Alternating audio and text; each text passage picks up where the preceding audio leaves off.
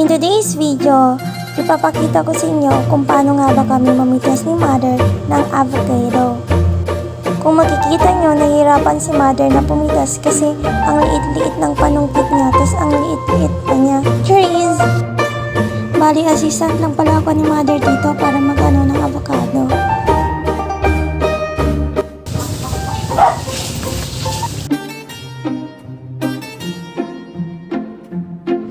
Dapat nga pala pag nagpipitas ka, nakangiti ka lang.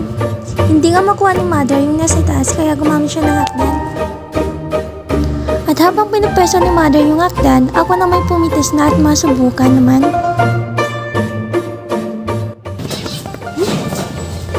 Nakaakyat na nga si Mother at agad na pumesa sa taas.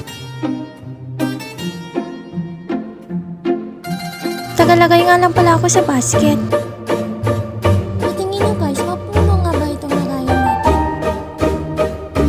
Hindi nga pala matapos-tapos si Mother na manungkit ng bunga ng mga avocado. Sa dami-dami ba naman nito? Nag-aabang nga lang pala ako dito na may maibot ni Mother. Dahil ako naman takalagay sa basket. At kung makikita nyo, puno na nga yung basket natin at kailangan na natin ng panibago. Ganyan kanabi nga pala yung nakuha namin ni Mother. O siya, ano pang hinihintay nyo? Bili na kayo!